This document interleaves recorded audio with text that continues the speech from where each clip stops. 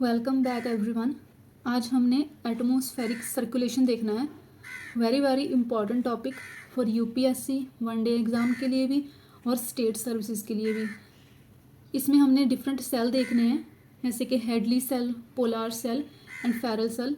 ये सारा देखना है, बहुत ही इंपॉर्टेंट टॉपिक है ये। इससे पहले हमने देखा था इंसोलेशन। इंसोलेशन क्या थी? जो सन की इनकमिंग सोलर रेडिएशन है अर्थ पर जो आती हैं, और वो हमने देखा था कि इंक्लिनेशन पर भी डिपेंड करती हैं कि सन की जो रेज आ रही हैं वो कितनी ज़्यादा इंक्लाइंड है। जैसे कि सन की जो रेज थी वो इक्वेटर पर डायरेक्ट आ रही थी, तो इट मीन्स अगर इक्वेटर से लेकर 40 डिग्री नॉर्थ और साउथ लैटिट्यूड्स के बीच में जो सन की रेज हैं वो डायरेक्ट आ रही हैं, तो इट मीन्स ये जो एरिया होगा वो एनर्जी सरप्लस एरिया होगा। दूसरी साइड अगर 40 डिग्री के बियॉन्ड वाला एरिया देखें, पोल्स तक, तो इस रीजन में क्योंकि जो सन की रेज होती हैं उनका एंगल ऑफ इंक्लिनेशन ज़्यादा होता है, स्लंटेड सन रेज होती हैं, और ऊपर से जो आइस कैप होते हैं उनका एल्बिडो भी ज़्यादा होता है, तो इसी वजह से ये रीजन्स होते हैं वो ठंडे एरियाज़ होते हैं। तो इट मीन्स ये क्या हुए, ये एनर्जी डेफिसिट एरिया हुए। इन एरियाज़ में एनर्जी कम होगी और इस एरिया में जो एनर्जी होगी वो ज़्यादा होगी। तो इस अगर लॉजिक के अकॉर्डिंग देखें तो क्या होना चाहिए कि ओवर द टाइम इक्वेटर और उसके अराउंड का जितना भी एरिया है उसका जो टेम्परेचर होगा वो विद द टाइम इंक्रीज होना चाहिए, और जो पोलार रीजन्स के अराउंड का टेम्परेचर है वो कम ही होता रहेगा। दैट इज़ ये रीजन्स ठंडे होते रहेंगे और ये वाला जो एरिया होगा वो हमेशा ज़्यादा गर्म होता रहेगा। तो इट मीन्स ऐसे तो एक्सट्रीम टेम्परेचर कंडीशंस आ जाएंगी जिसमें ह्यूमनली सर्वाइव करना डिफ़िकल्ट होगा, लेकिन ऐसा होता तो नहीं है इन रियलिटी क्या होता है कि हमारी अर्थ का जो टेम्परेचर है वो बैलेंस रहता है। पोलार रीजन्स में भी लाइफ सर्वाइव करती है और इक्वेटोरियल रीजन्स और उसके around that is 40 degree north and south तक भी लाइफ एग्जिस्ट करती है। ये कैसे होता है कि जो इस एरिया का एक्सेस हीट होता है वो पोल्स की साइड चला जाता है, और जो पोलर एरिया की एक्सेस कोल्डनेस होगी वो इक्वेटर की साइड आएगी। तो इसी से हमारा क्या रहता है कि टेम्परेचर बैलेंस रहता है, जिसको हम बोलते हैं लैटिट्यूडिनल हीट बैलेंस। इस हीट बैलेंस को दो तरह से ये जो हीट बैलेंस होगा दो तरह से अर्थ पर अचीव होता है। फर्स्ट एटमॉस्फेरिक सर्कुलेशन और सेकंड ये होता है ओशन करंट से। आज का जो हमारा टॉपिक है वो है एटमॉस्फेरिक सर्कुलेशन, क्योंकि जो मैक्सिमम हीट रीडिस्ट्रीब्यूशन होता है, जो हीट बैलेंस होता है वो एटमॉस्फेरिक सर्कुलेशन से ही होता है। अराउंड 70% जो कि हीट रीडिस्ट्रीब्यूशन होगा, हीट का जो बैलेंस होगा पोल्स पर और इक्वेटर पर, वो एटमॉस्फेरिक सर्कुलेशन से ही होगा। अब एटमॉस्फेरिक सर्कुलेशन को स्टडी करने के लिए इसका पहले बेस पता होना चाहिए हमें, वो है rising and falling air parcels या फिर एयर मासेस। इसका क्या मतलब है कि अगर अर्थ की सरफेस के पास कोई एयर है, ये कोई एयर मास है, अगर कोई ऐसा एरिया है जिस एरिया पर टेम्परेचर बहुत ज़्यादा है, टेम्परेचर ज़्यादा होने से क्या होता है कि जो इसके मॉलिक्यूल्स होंगे इस एयर पार्सल के या फिर इसके जो भी पार्टिकल्स होंगे वो एक्सपैंड करेंगे, लाइट हो जाएंगे। तो टेम्परेचर हाई होने की वजह से ये एयर जो मास होगा वो राइज करेगा। राइज होने का मतलब क्या है कि इस एरिया का जो प्रेशर होगा वो, अगर टेम्परेचर ज़्यादा है तो प्रेशर जो होगा इस एरिया का वो लो हो जाएगा। लो प्रेशर क्यों हो जाएगा? क्योंकि हमें पता है कि हमारी अर्थ को जो है वो एयर और गैसेज से सराउंड करती हैं। अब उन गैसेज या फिर एयर से वो जो एयर है वो अर्थ पर एक प्रेशर एक्सर्ट करती हैं। अगर ये प्रेशर ही इस जगह से रिलीज़ हो जाएगा तो विद हाई टेम्परेचर क्या होगा कि ये वाला जो एरिया होगा वो लो प्रेशर का एरिया बन जाएगा, क्योंकि ये एयर मास जो था हाई टेम्परेचर होने की वजह से राइज कर गया। दूसरी कंडीशन बनेगी अगर टेम्परेचर लो होगा। अगर टेम्परेचर लो है तो क्योंकि इसके जो पार्टिकल्स होंगे, जिस भी जगह पर टेम्परेचर लो होता है, जैसे कि अगर आइस की ही बात करें तो पार्टिकल्स श्रिंक करने का ट्राई करते हैं। अगर पार्टिकल्स श्रिंक करेंगे इट मीन्स ये एयर मास क्या होगा, ये हैवी हो जाएगा। हैवी होने की वजह से ये सिंक करने की ट्राई करेगा। अगर ये सिंक करेगा इट मीन्स कि अर्थ की जो सरफेस होगी उस पर प्रेशर इंक्रीज़ हो जाएगा। अगर प्रेशर इंक्रीज़ हो जाएगा तो ये एरिया जो होगा वो हाई प्रेशर बन जाएगा। इसका मतलब क्या हुआ कि जब भी टेम्परेचर राइज करेगा एयर मास जो होगा वो राइज करेगा, जिसकी वजह से जो एरिया होगा वो लो प्रेशर एरिया होगा।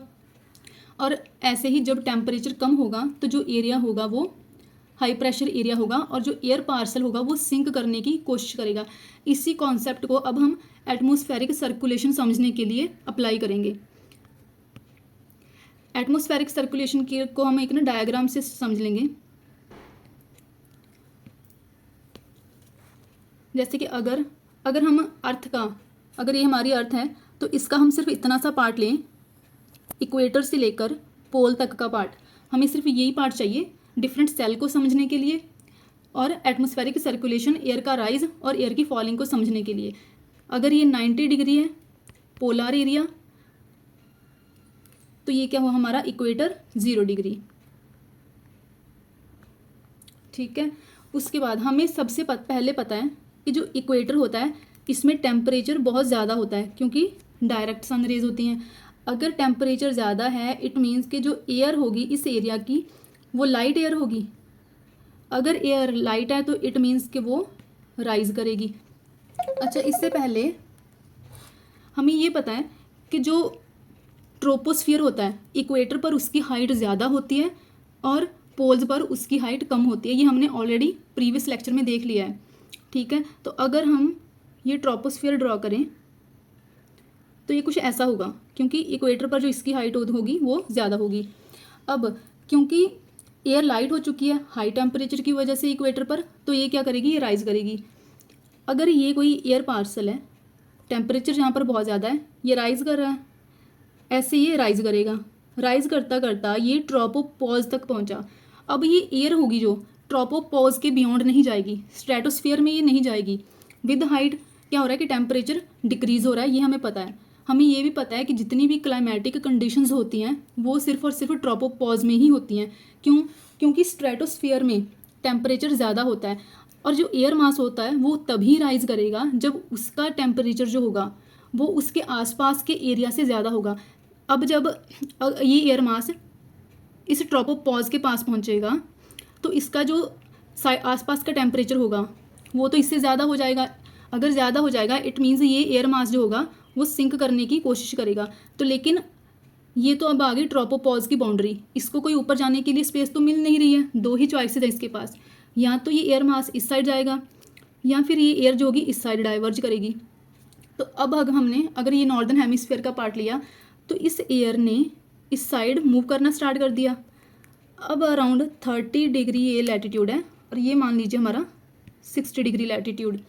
30 डिग्री लैटिट्यूड पर आकर क्या होता है कि ऐसा नहीं होगा कि ये जो एयर होगी वो डायरेक्ट पोल्स पर पहुंच जाएगी हीट को डिस्ट्रीब्यूट करने के लिए कि हाँ ये वाली जो हीट है पोल्स पर लेके जानी है और जो पोल्स की कोल्डनेस है वो इक्वेटर की साइड लेके जानी है। ये डायरेक्टली पोल्स पर नहीं पहुंचेगी। क्यों? क्योंकि इस जगह पर कोरियोलिस फोर्स भी काम करेगा। कोरियोलिस फोर्स क्या है? ये एक अर्थ की रोटेशन से जो फोर्स अपीयर होता है, ये एक्चुअल कोई फोर्स नहीं है बट अर्थ क्योंकि हमारी रोटेट कर रही है उस रोटेशन की वजह से जो विंड्स हैं, जो एयर है वो उसकी जो मूवमेंट है वो डिफ्लेक्ट हो जाती है, उसकी डायरेक्शन जो होती हैं वो डिफ्लेक्ट हो जाती हैं। उसी को ही हम कोरियोलिस फोर्स बोलते हैं। अब जब ये एयर 30 डिग्री के अराउंड पहुंचेगी तो कोरियोलिस फोर्स की वजह से ये सिंक करना स्टार्ट कर देगी। ये एयर क्या करेगी? ये एयर सिंक करना स्टार्ट कर देगी। तो जब ये क्या एरिया था? ये वाला एरिया था लो प्रेशर एरिया, क्योंकि टेम्परेचर जहाँ इस एरिया में बहुत ज़्यादा था, ये था लो प्रेशर एरिया क्योंकि एयर टेम्परेचर ज़्यादा होने की वजह से राइज कर गई थी। लेकिन क्योंकि इस एरिया में अब जो एयर है वो सिंक कर रही है तो इट मीन्स क्या होगा, जब एयर सिंक करेगी तो प्रेशर इंक्रीज़ हो जाएगा। तो ये वाला एरिया कौन सा होगा? ये हाई प्रेशर एरिया होगा।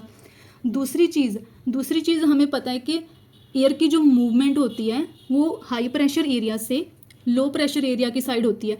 किसी भी एयर की जो मूवमेंट होगी जब हॉरिजॉन्टली हाई प्रेशर से लो प्रेशर एरिया की साइड होगी तो उसको हम विंड बोलेंगे। अब ये क्या हो, ये हाई प्रेशर एरिया हो गया, ये हो गया लो प्रेशर एरिया। तो ये एयर हाई प्रेशर एरिया से लो प्रेशर एरिया की साइड मूव करना स्टार्ट कर देगी। तो ऐसे क्या होगा, ये एक क्या बना, ये एक सर्कुलर फॉर्म में एक विंड की मूवमेंट होना स्टार्ट हो जाएगी। इसी मूवमेंट को जो पहले अपवर्ड देन डिफ्लेक्ट होकर डाउनवर्ड हो रही है, इसको हम सेल बोलते हैं। और जो ये वाला सेल बना है 0 डिग्री से लेकर 30 डिग्री के बीच में, इसको हम बोलते हैं हेडली सेल। ये है हेडली सेल, ठीक है।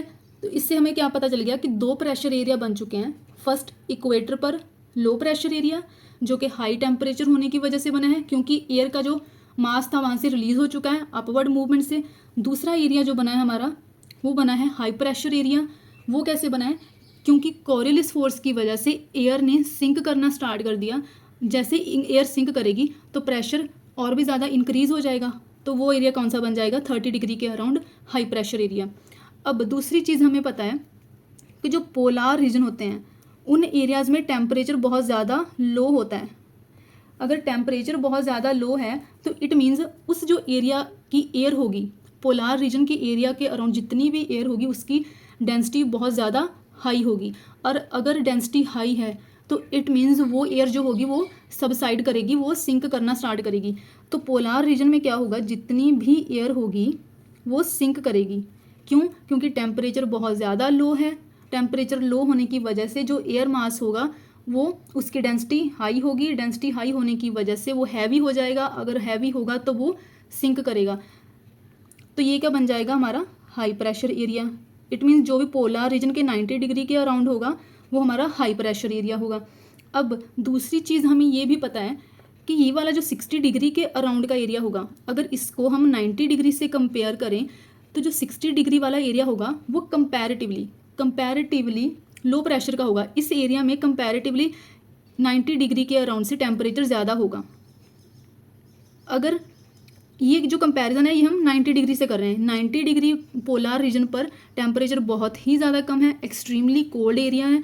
जो 60 डिग्री के अराउंड होगा लैटिट्यूड के अराउंड, वहाँ पर as compared to 90 degree temperature ज़्यादा होगा। अगर टेम्परेचर ज़्यादा है तो इस एरिया का जो एयर मास होगा वो क्या होगा? लाइट होगा। तो ये एरिया कौन सा होगा? लो प्रेशर एरिया। इस एरिया की जो एयर होगी वो राइज करना स्टार्ट करेगी। दूसरी चीज़ हमें पता है कि एयर की मूवमेंट कैसे होती है हाई प्रेशर से लो प्रेशर तक। तो ये वाली जो एयर जो सिंक करी थी 90 डिग्री के अराउंड, ये हाई प्रेशर से लो प्रेशर की साइड मूव करना स्टार्ट करेगी। और ये वाली जो एयर थी ऑलरेडी टेम्परेचर ज़्यादा होने की वजह से राइज कर रही थी। अब फिर से ट्रोपोपॉज की बाउंड्री आ गई।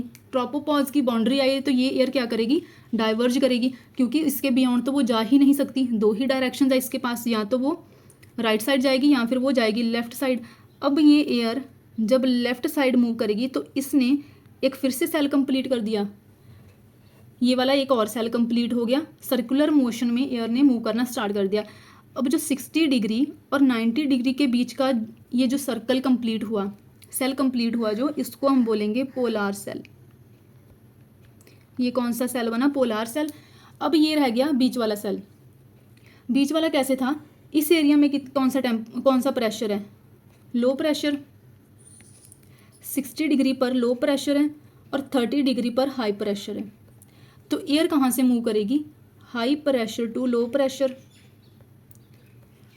लो प्रेशर वाले एरिया में एयर ने ऑब्वियसली राइज करना स्टार्ट करना है। राइज करेगी, ये फिर से इस साइड डिफ्लेक्ट हो जाएगी। तो इस एरिया में आकर कोरियोलिस फोर्स की वजह से वो अगेन सिंक करेगी। तो क्या होगा? ये एक अगेन एक सेल कंप्लीट हो जाएगा। तो इसको हम बोलेंगे फेरल सेल। तो जो सेल 30 डिग्री हाई प्रेशर के बीच में और 60 डिग्री लो प्रेशर के बीच में बना, इसको हम बोलेंगे फेरल सेल। अब ये दो चीज़ें नोट करने वाली हैं कि जो पोलार सेल और हेडली सेल थे, हेडली सेल और पोलार सेल, ये दोनों हमने कैसे स्टार्ट करे थे? टेम्परेचर ज़्यादा होना और टेम्परेचर कम होना। तो ये दोनों सेल, पोलार सेल और हेडली सेल, ये दोनों ही थर्मली इंड्यूस्ड सेल हैं। लेकिन जो हमने ये स्टार्ट करा था फेरल सेल, जो फेरल सेल होगा ये डायनामिकली इंड्यूस्ड सेल है। डायनामिकली इंड्यूस्ड क्यों? क्योंकि ये प्रेशर की वजह से स्टार्ट हुआ है। लेकिन जो पोलार सेल और हेडली सेल थे ये दोनों ही टेम्परेचर राइज और फॉल होने की वजह से स्टार्ट हुए थे। तो ये होंगे दोनों थर्मली इंड्यूस्ड सेल। तो ये हमारे क्या बन गए? सेल। अब ये सेल, ये सारा का सारा जो प्रोसेस होगा ये सेम प्रोसेस सदर्न हेमिस्फीयर में भी ऐसे ही रेप्लिकेट होगा। तो ये तो हमारे हो गए सेल। अब इन सेल की वजह से हमें एक चीज़ देखने को मिलती है कि इन सेल की वजह से कुछ हाई प्रेशर और कुछ लो प्रेशर के जो एरिया हैं वो बन गए हैं। कुछ हाई प्रेशर एरिया हैं, कुछ जो प्रेशर एरिया बने हैं वो लो प्रेशर एरिया बने हैं। इन्हीं को ही हम बोलते हैं प्रेशर बेल्ट्स। तो नेक्स्ट टॉपिक है हमारा प्रेशर बेल्ट का। प्रेशर बेल्ट क्या है? हमारे पास 4 प्रेशर बेल्ट्स बनी हैं। इनको हम परमानेंट प्रेशर बेल्ट्स बोलते हैं। परमानेंट क्यों? क्योंकि ये पूरी की पूरी अर्थ सरफेस पर हमेशा एग्जिस्ट करती हैं। ये परमानेंट प्रेशर बेल्ट्स हैं। कौन कौन से हैं अब वो? सबसे पहले तो है एक जो इक्वेटर पर 0 डिग्री पर, वो है इक्वेटोरियल लो प्रेशर बेल्ट। ये है 0 डिग्री के अराउंड 30 डिग्री तक। इसमें क्या हो रहा है कि टेम्परेचर बहुत ज़्यादा है तो एयर राइज कर रही है। अगर एयर राइज करेगी तो हमने ये देखा है पहले भी कि जिस भी एरिया में एयर राइज करेगी उस एरिया में क्लाउड की फॉर्मेशन होगी। तो इट मीन्स जितना भी तभी तो जो इक्वेटोरियल रीजन होता है वहाँ पर इवनिंग टाइम में वैसे भी हमेशा रेनफॉल रहती है। तो ये वाला जितना भी एरिया होगा इक्वेटोरियल लो प्रेशर बेल्ट वाला एरिया, उसमें हमेशा क्लाउड की फॉर्मेशन होगी। तो इट मीन्स वहाँ पर प्रेसिपिटेशन भी होगी। और जो नेक्स्ट प्रेशर बेल्ट है हमारी वो है हाई प्रेशर बेल्ट। ये रही 30 डिग्री के अराउंड। इसको हम बोलते हैं सब ट्रॉपिकल हाई प्रेशर बेल्ट। ये 30 डिग्री के अराउंड है। देन फोर्थ हमारी प्रेशर बेल्ट है सब पोलार हाई प्रेशर बेल्ट। ये बेल्ट हमारी 60 डिग्री के अराउंड है। देन लास्ट है हमारी पोलार हाई प्रेशर बेल्ट। ये कहाँ पर है? 90 डिग्री के अराउंड। ये जो प्रेशर बेल्ट्स हैं ये परमानेंट प्रेशर बेल्ट्स हैं। अर्थ की सरफेस पर ये हमेशा एग्जिस्ट करेंगी। उसके बाद ये जो प्रेशर बेल्ट्स होंगी ये सनलाइट जैसे कि सन की जो एपरेंट मूवमेंट होती है, एपरेंट मूवमेंट का मतलब कि सन एक्चुअली मूव नहीं कर रहा है लेकिन अर्थ से हमें ऐसा अपीयर हो रहा है कि सन मूव कर रहा है। तो उस एपरेंट मूव की वजह से जैसे जैसे सन मूव करेगा वैसे वैसे इन प्रेशर बेल्ट्स की जो पोजीशन होगी वो भी चेंज हो जाएगी। ये जो प्रेशर बेल्ट्स की जो चेंज होगी पोजीशन वो नॉर्दर्न हेमिस्फीयर में ज़्यादा होगी। इसका रीज़न क्या है? नॉर्दर्न हेमिस्फीयर में जो लैंड मास है, लैंड एरिया वो बहुत ज़्यादा है as compared to southern hemisphere. अगर लैंड एरिया ज़्यादा है तो इट मीन्स वहाँ पर टेम्परेचर राइज से एयर भी ज़्यादा राइज करेगी। और जब भी टेम्परेचर ज़्यादा होगा जिस एरिया में तो वहाँ पर जो बेल्ट्स की मूवमेंट होगी वो ज़्यादा होगी।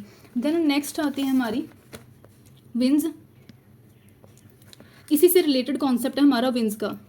तो नेक्स्ट हमने देखना है विंड्स को, प्रेशर बेल्ट्स से ही रिलेटेड है। हमने देखा था जो प्रेशर बेल्ट्स हैं 4 टाइप्स में डिवाइडेड हैं। जो हमारी इक्वेटोरियल लो प्रेशर बेल्ट, सब ट्रॉपिकल और जो पोलार हाई वाली बेल्ट है और जो सब पोलार हाई प्रेशर बेल्ट है। ये हमारी थर्मली इंड्यूस्ड है और जो सब ट्रॉपिकल हाई प्रेशर बेल्ट है ये हमारी डायनामिकली इंड्यूस्ड बेल्ट है। अब इसी में ही आएगा हमारा इंटर ट्रॉपिकल कन्वर्जेंस जोन भी। विंड्स का पहले मैंने बताया था कि जब भी एयर की मूवमेंट हाई प्रेशर से लो प्रेशर की साइड होगी तो उस मूवमेंट को हम विंड बोलेंगे। एयर की जो हॉरिजॉन्टल मूवमेंट होगी हाई प्रेशर से लो प्रेशर की साइड, उसको हम विंड बोलेंगे। अब जो विंड होती है, विंड भी 3 टाइप की हो सकती हैं विंड्स। सबसे पहले हैं प्राइमरी और परमानेंट विंड्स। परमानेंट को ही हम प्लैनेटरी विंड्स भी बोल देते हैं। देन सेकंड टाइप आती है पीरियोडिक और seasonal winds. Then third type की विंड आती है टर्शरी विंड्स। प्राइमरी और जो परमानेंट विंड है ये तो हमारी जो परमानेंट प्रेशर बेल्ट्स हैं इसी से रिलेटेड है क्योंकि ये परमानेंटली अर्थ की सरफेस पर एग्जिस्ट करती हैं। जो पीरियोडिक और सीजनल बेल्ट है, जो सीजनल विंड्स हैं वो है जो सीज़न के साथ जिनकी डायरेक्शन चेंज हो जाती है, जैसे कि लैंड और sea breeze, monsoonal wind, season के साथ इनकी डायरेक्शन चेंज हो जाएगी, लेकिन जो प्लैनेटरी और जो परमानेंट बेल्ट होगी उनकी डायरेक्शन कभी चेंज नहीं होगी, उनकी डायरेक्शन फिक्स रहेगी because of Coriolis force of earth. जो टर्शरी विंड्स हैं इनको हम लोकल विंड्स भी बोलते हैं। अब लोकल विंड्स हमें नाम से ही पता चल रहा है कि ये किसी पर्टिकुलर एरिया की बिल्ट होगी, जैसे कि लू, इसकी एग्जांपल है लू हमारे इंडिया में, देन उसके बाद मिस्ट्रल, देन बोरा भी एक टर्शरी या फिर लोकल विंड है। अब विंड सिस्टम समझने के लिए हमें सबसे पहले देखना होगा कोरियोलिस फोर्स को। अच्छा, विंड्स जो विंड की डायरेक्शन और वेलोसिटी होगी कुछ ये फैक्टर्स पर डिपेंड करती है। जैसे विंड की जो डायरेक्शन होगी वो कोरियोलिस फोर्स पर डिपेंड करेगी, और जो विंड की जो वेलोसिटी होगी, विंड की वेलोसिटी दो चीज़ों पर डिपेंड करती है कि प्रेशर ग्रेडियंट कैसा है और दूसरा फ्रिक्शन कितना है। प्रेशर ग्रेडियंट का मतलब कि दो एरियाज़ में हाई प्रेशर और लो प्रेशर के बीच का जो गैप है वो कितना है। जितना ज़्यादा गैप होगा उतनी ही विंड की वेलोसिटी होगी वो ज़्यादा होगी। अगर फ्रिक्शन की बात करें, जितनी कम फ्रिक्शन होगी उतनी ही ज़्यादा वेलोसिटी होगी। जैसे कि अगर हम अर्थ की सरफेस के पास पास देखें तो इस एरिया में क्या होगी, इस एरिया में फ्रिक्शन ज़्यादा होगी, तो अर्थ के जो नियर वाला एरिया होगा उस एरिया में जो विंड की स्पीड होगी वो कम होगी। जो अपर लेयर होंगी एटमॉस्फेयर की उन एरियाज़ में जो विंड की स्पीड या वेलोसिटी होगी वो ज़्यादा होगी। ऐसे ही अगर हम पानी की बात करें तो पानी एक लुब्रिकेंट के जैसे काम करता है, तो एज़ कम्पेयर्ड टू लैंड पानी के ऊपर जो विंड की वेलोसिटी होगी वो ज़्यादा होगी। अब नेक्स्ट चीज़ आती है डायरेक्शन। डायरेक्शन का इंपॉर्टेंट है क्योंकि ये कोरियोलिस फोर्स से रिलेटेड है। कोरियोलिस फोर्स अब ये लैटिट्यूड से रिलेटेड है। फर्दर जितना ज़्यादा लैटिट्यूड इंक्रीज़ होगा उतनी ही ज़्यादा कोरियोलिस फोर्स इंक्रीज़ हो जाएगी। जैसे कि अगर हम इक्वेटर की बात करें तो इक्वेटर पर जो कोरियोलिस फोर्स होगी वो मिनिमम होगी, और अगर पोल्स की बात करें तो पोल्स पर कोरियोलिस फोर्स जो होगी वो मैक्सिमम होगी। इस कोरियोलिस फोर्स की वजह से हमने पहले भी देखा है कि जो एयर या फिर विंड की जो डायरेक्शन है वो डिफ्लेक्ट हो जाती है। तो इस कोरियोलिस फोर्स का मेजर काम किस में आता है, विंड की डायरेक्शन को चेंज करने पर या फिर विंड की डिफ्लेक्शन में। अब ये विंड की डिफ्लेक्शन कैसे होती है, इसके लिए हमें एक कॉन्सेप्ट याद रखना है कि नॉर्दर्न हेमिस्फीयर में कोरियोलिस फोर्स की वजह से जो विंड होगी वो राइट साइड डिफ्लेक्ट हो जाएगी, और सदर्न हेमिस्फीयर की बात करें कोरियोलिस फोर्स की वजह से जो विंड की डायरेक्शन होगी वो लेफ़्ट साइड चेंज हो जाएगी।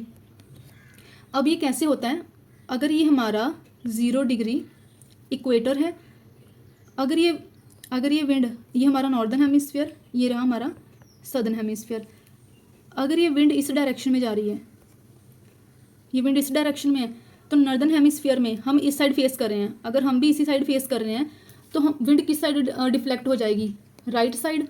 तो हमारा राइट कौन सा होगा, ये वाला, तो विंड की डायरेक्शन नॉर्दर्न हेमिस्फीयर में ऐसे हो जाएगी। ऐसे ही अगर हम सदर्न हेमिस्फीयर में देखें, अगर ये विंड की डायरेक्शन है, हम इसी साइड को फेस कर रहे हैं, तो इस साइड को फेस करने पर हमारा लेफ़्ट कौन सा होगा, हमारा लेफ़्ट ये वाला होगा ना। अब ये मिरर इमेज जैसा है, अगर हम मिरर में देखें हमारा राइट लेफ़्ट होता है, तो इसी तरह ये हम अगर इस साइड फेस कर रहे हैं तो हमारा लेफ़्ट कौन सा है, ये वाला, तो जो विंड की डायरेक्शन होगी वो इस साइड चेंज हो जाएगी। इसी कॉन्सेप्ट को यूज़ करके हमने फर्दर देखना है ट्रेड विंड्स, और ऐसे विंड्स की डायरेक्शन होती है, कोई नॉर्थ ईस्टर्लीज होती हैं, साउथ ईस्टर्लीज होती हैं, वेस्टर्लीज होती हैं, पोलार ईस्टर्लीज हैं। तो इसके लिए ये वाला कॉन्सेप्ट काम करेगा। जैसे कि क्या होता है कि नॉर्दर्न हेमिस्फीयर की ही बात करें हम, नॉर्दर्न हेमिस्फीयर में अगर कोई लो प्रेशर का एरिया है, तो लो प्रेशर में हमें पता है कि जो विंड होगी वो सारी की सारी साइड से लो प्रेशर एरिया की साइड आएगी। अगर विंड लो प्रेशर एरिया की साइड आ रही है तो नॉर्दर्न हेमिस्फीयर में जो विंड होगी वो राइट साइड डिफ्लेक्ट हो जाएगी। इस साइड में राइट कौन सा होगा, इस साइड। और अगर सेम ये वाली मूवमेंट आ रही है तो यहाँ पर राइट कौन सा होगा, इस साइड। तो ऐसे ही जो विंड की डायरेक्शन होगी, विंड जो होगी वो इन साइड्स में डिफ्लेक्ट हो जाएगी, तो ये एक एंटी क्लॉकवाइज डायरेक्शन बन जाएगी। इट मीन्स नॉर्दर्न हेमिस्फीयर में अगर लो प्रेशर एरिया होगा तो जो विंड होगी उसकी सर्कुलर मोशन एंटी क्लॉकवाइज होगी, और विंड जो होगी वो लो प्रेशर के अराउंड कन्वर्ज करेगी। ऐसे ही अगर हाई प्रेशर एरिया है, हाई प्रेशर एरिया में विंड डाइवर्ज होती है, हाई प्रेशर से डाइवर्ज होती है, नॉर्दर्न हेमिस्फीयर में राइट साइड मूव करेगी, तो राइट क्या होगा, ये वाला। ऐसे ही ये जो सर्कुलर मोशन बनेगी ये क्लॉकवाइज होगी, और जो विंड होगी उसकी डाइवर्जेंस होगी। अब ये सारे का सारा जो प्रोसेस होगा सदर्न हेमिस्फीयर में ये रिवर्स हो जाएगा। सेम ये कॉन्सेप्ट नॉर्दर्न हेमिस्फीयर वाला और सदर्न हेमिस्फीयर वाला, ये सेम कॉन्सेप्ट जो है वो हमने विंड्स को समझने के लिए यूज़ करना है। हमने क्या देखा था, 3 टाइप की विंड्स हैं, परमानेंट या फिर प्लानिटरी विंड्स, प्राइमरी भी इनको बोलते हैं। देन सेकंड थी पीरियोडिक या फिर seasonal, then tertiary winds.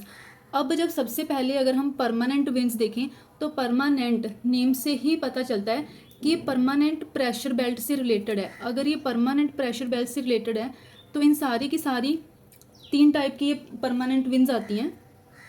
3 type की आएंगी परमानेंट विंड्स। सबसे पहले ट्रेड विंड्स, देन उसके बाद ये आती हैं वेस्टर्लीज, देन उसके बाद पोलर ईस्टर्लीज। इन सबको हमने इस डायग्राम की हेल्प से ही देख लेना है।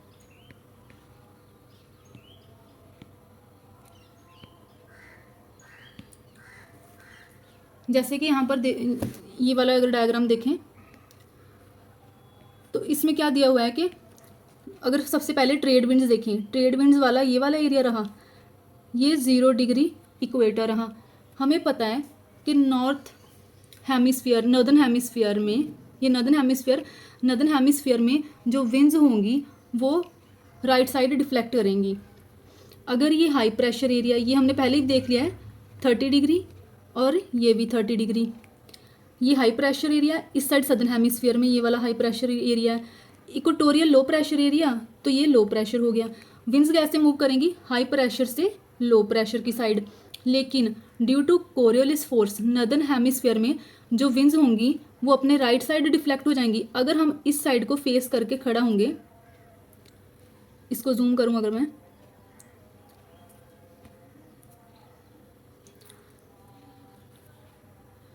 जैसे कि ये विंड्स कैसे हाई प्रेशर से लो प्रेशर की साइड मूव कर रही थी, हाई प्रेशर से ये इक्वेटर वाला लो प्रेशर, हाई प्रेशर से लो प्रेशर पर मूव करेगी। लेकिन नॉर्दर्न हेमिस्फीयर में हमें पता है अगर इस साइड फेस करेंगे तो इस साइड का राइट कौन सा होगा, ये हमारा राइट होगा। तो नॉर्दर्न हेमिस्फीयर में विंड जो होंगी वो राइट साइड डिफ्लेक्ट कर गई। अब अगर इस डायरेक्शन को देखें, north, south, east and west, winds की नेमिंग कैसे हुई है, इनका नॉमेनक्लेचर कैसे है कि जिस डायरेक्शन से वो ओरिजिनेट होंगी उसी डायरेक्शन के बेसिस पर इनकी नेमिंग होगी। अब अगर हम इस डायरेक्शन को देखें, इस डायरेक्शन में आ रही हैं सारी की सारी विंड्स डिफ्लेक्ट होके, तो वो ये डायरेक्शन कौन सी है, नॉर्थ ईस्ट, इसीलिए इनको बोलेंगे north east trade winds. Same ऐसे ही अगर हम सदर्न हेमिस्फीयर की बात करें, ये 0 degree equator, 30 degree southern latitude पर ये हाई प्रेशर, लो प्रेशर की साइड विंड्स जाएंगी। लेकिन अगर हम अपने सदर्न हेमिस्फीयर को देखें, हमारा लेफ्ट कौन सा है, सदर्न हेमिस्फीयर में कोरियोलिस फोर्स की वजह से विंड्स लेफ्ट साइड को डिफ्लेक्ट करेंगी, तो ये इस साइड मूव कर जाएंगी, तो ये इनकी लेफ्ट डायरेक्शन हो गई। अब क्योंकि ये साउथ ईस्ट की साइड से ओरिजिनेट हो रही हैं, ये कौन सी डायरेक्शन है, साउथ ईस्ट, ये साउथ ईस्ट से ओरिजिनेट हो रही हैं, इसी वजह से इनको साउथ ईस्ट ट्रेड विंड्स बोलते हैं। अब क्वेश्चन आएगा कि इनको ट्रेड विंड्स क्यों बोलते हैं और ये एरिया डोल्ड्रम क्यों है। सबसे पहले तो ये डोल्ड्रम वाला एरिया, जो इक्वेटर वाला एरिया होता है उसमें क्योंकि टेम्परेचर बहुत ज़्यादा होता है, तो जो विंड्स की मूवमेंट होती है, लो प्रेशर का एरिया होता है, जो विंड्स की जो मैक्सिमम मूवमेंट होती है वो हॉरिजॉन्टल ही होती, वर्टिकल ही रहती है। जो हॉरिजॉन्टल मूवमेंट होती है विंड्स की वो बहुत ही कम होती है। तो ये क्या होता है, ये बैलेंस आउट हो जाता है। तो जो लो प्रेशर वाला इक्वेटोरियल रीजन होता है वो बहुत ही काम रीजन होता है, तो इसी वजह से ही इसको डोल्ड्रम बोलते हैं। डोल्ड्रम का मतलब है बहुत ही काम रीजन, इसी वजह से जो इक्वेटोरियल लो प्रेशर का एरिया उसको अब हम डोल्ड्रम बोलते हैं। नो सेकंड, इसको हम ट्रेड विंड्स क्यों बोलते हैं। ये जो इक्वेटोरियल लो प्रेशर वाला एरिया है ये मैक्सिमम ट्रेड के लिए यूज़ होता है, तो इसी वजह से बस इसका नेम ही है ट्रेड विंड्स। जो नॉर्थ ईस्ट से आ रही हैं वो नॉर्थ ईस्ट ट्रेड विंड्स हो गई, और जो सदर्न हेमिस्फीयर में साउथ ईस्ट से आ रही हैं वो साउथ ईस्ट ट्रेड विंड्स हो गई। अब नेक्स्ट आती है हमारी वेस्टर्लीज। वेस्टर्लीज देखें तो ये सब ट्रॉपिकल हाई प्रेशर एरिया है। हमें पता है ये कौन सा एरिया होगा, हाई प्रेशर, और ये 60 डिग्री नॉर्थ लैटिट्यूड पर ये लो प्रेशर एरिया। विंड्स कैसे मूव करेंगी, high pressure to low pressure. अगर ये हमारा हाई प्रेशर पॉइंट है, ये हमारा लो प्रेशर पॉइंट है, विंड हाई प्रेशर से लो प्रेशर मूव करेगी, लेकिन क्योंकि ये नॉर्दर्न हेमिस्फीयर में है, राइट की साइड डिफ्लेक्ट कर जाएंगी। हम इस साइड को फेस कर रहे हैं, तो हमारा राइट कौन सा होगा, ये वाला। तो इसी वजह से, क्योंकि ये अब वेस्ट की साइड से डायरेक्शन ले रही हैं, तो इसी वजह से इनको वेस्टर्लीज बोलते हैं। सेम ही सदर्न हेमिस्फीयर में भी। पोलर ईस्टर्लीज का कॉन्सेप्ट क्या है, polar easterly high pressure polar वाले एरिया से लो प्रेशर सब पोलार रीजन की साइड मूव करती हैं। अब क्योंकि इनकी डायरेक्शन जो एरिया है, जो इनका ओरिजिन आ रहा है वो ईस्ट साइड से आ रहा है, इसीलिए ही इनको ईस्टर्लीज बोलते हैं। इनको हम, क्योंकि ये पोलार रीजन से रिलेटेड है, तो इनको हम पोलार ईस्टर्ली बोल देते हैं। सेम ही सदर्न हेमिस्फीयर में हाई प्रेशर से सब पोलार लो प्रेशर की साइड चल रही हैं, लेकिन due to Coriolis force southern hemisphere में ये वेस्ट साइड डिफ्लेक्ट हो रही हैं। तो इसी वजह से ही, क्योंकि अब इनकी डायरेक्शन ऐसा लग रहा है कि ईस्ट से ओरिजिनेट हो रही हैं, इसीलिए ही इन विंड्स को हम पोलार ईस्टर्लीज बोल देते हैं। इनके डिफरेंट डिफरेंट नेम है। कनाडा में इनको हम ब्लिजार्ड बोलते हैं, और ऐसे ही साइबेरिया में इसको परगा बोलते हैं। सेम ही जो वेस्टर्लीज हैं, वेस्टर्लीज की इंपॉर्टेंस क्या है कि ये वेस्टर्लीज टेम्परेट साइक्लोन्स के लिए रिस्पॉन्सिबल है, और ऐसे ही जो पोलार ईस्टर्लीज हैं ये टेम्परेट साइक्लोन्स के लिए भी, प्लस ये फ्रंट्स की फॉर्मेशंस के लिए भी, जो मिडल लैटिट्यूड्स में फ्रंट्स बनते हैं, ये उनके लिए भी रिस्पॉन्सिबल है। ये सारे के सारे साइक्लोन्स के और फ्रंट्स के कॉन्सेप्ट हमने नेक्स्ट टाइम देखने हैं। अब फॉर द टाइमिंग आप याद रखें, जो पोलार ईस्टर्लीज होंगी वो टेम्परेट साइक्लोन्स प्लस फ्रंट्स के लिए रिस्पॉन्सिबल होंगी, और ऐसे ही जो वेस्टर्लीज होंगी वो टेम्परेट साइक्लोन्स के लिए रिस्पॉन्सिबल होंगी। अब वेस्टर्लीज के साथ एक और चीज़ रिलेटेड है, क्योंकि ये बहुत ही जो वेस्टर्लीज हैं सबसे ज़्यादा बेस्ट 40 डिग्री से 65 डिग्री लैटिट्यूड के बीच में ये सबसे ज़्यादा बेस्ट डेवलप होती हैं। इन्हीं लैटिट्यूड्स के नाम पर 40 डिग्री को बोला गया है रोअरिंग 40s, और ऐसे ही 50 डिग्री लैटिट्यूड को बोला गया है फ्यूरियस 50s, और जो 60 डिग्री के अराउंड है उसको बोला गया है श्रीकिंग 60s। इसका बस रीज़न यही है क्योंकि इनकी जो इंटेंसिटी होती है ये बहुत ही ज़्यादा होती है, बहुत ही हार्श विंड्स होती हैं इस एरिया में, तो इसीलिए ही इनको ऐसे नाम दिए गए हैं, रोअरिंग 40s के, furious 50s and shrieking 60s। So this is all about winds and atmospheric circulation. Thank you.